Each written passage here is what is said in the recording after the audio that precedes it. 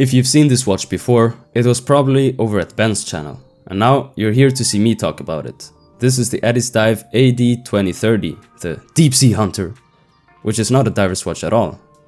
When I first opened the box, I was sure I wouldn't like this watch too much, and was going to make a video saying you should buy a steel dive watch like this SD1970 instead, as it has an automatic Seiko Edge 35 movement, and it's a diver's watch, which is a style of watches I like the most.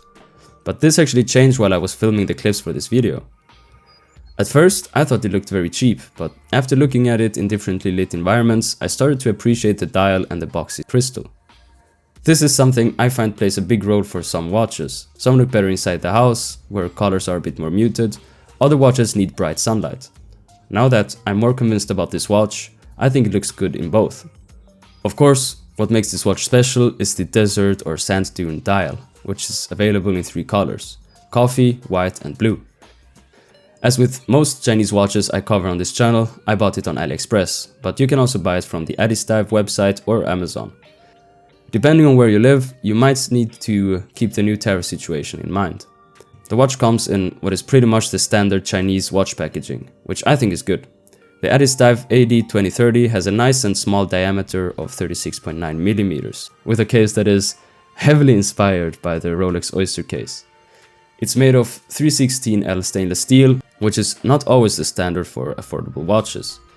It has tangentially brushed finishing on the top and bottom with polished sides. The edge is slightly sharper than desired, but you won't really notice it.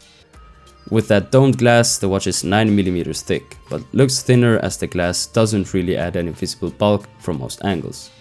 It's mineral glass, not sapphire, but I do like that it's domed instead of making the case thicker, and it also has blue anti-reflective coating. Again, it doesn't have an NH35 or automatic movement like the steel dive. But Timeheim, that's me, subscribe. If the movement isn't mechanical, why is the seconds hand beating multiple times per second? Well, it uses a Seiko VH31 mecaquartz movement, which beats 4 times per second. Mecaquartz chronographs use a quartz movement with a mechanical chronograph module, but this 3-hand movement in the Addiesdive is just a quartz movement that beats more than the regular 1 time per second. It doesn't really differ mechanically from a regular quartz watch movement in any big way. The bracelet feels rather light and somewhat cheap, but it does have solid links and end links and a decent milled clasp. All these specifications are fine, but luckily this watch is very affordable, which again for the price, these specifications are rather amazing. You can find this watch for around $50 US, sometimes even cheaper than that. So I would say this: you notice that this is an affordable watch, but being that, it does things very well. It's not a budget Rolex killer or Grand Seiko killer, but it's a good watch for the price. There are things that can be improved, but if you improve them, then the watch will have to be more expensive, so stop caring so much. There are some couple minor annoyances that could be improved, like the rather bad quality printing on the dial, and also the not so fitting Deep Sea Hunter text. The crystal could maybe be upgraded to a sapphire one, but then maybe it's more expensive to have the same dome effect.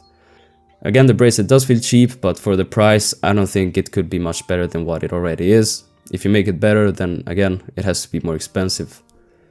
If you want an affordable watch that gets the Timeheim certified good watch, period, not only good for the price, then you should check out my recent video about the San Martin Aventurine dial.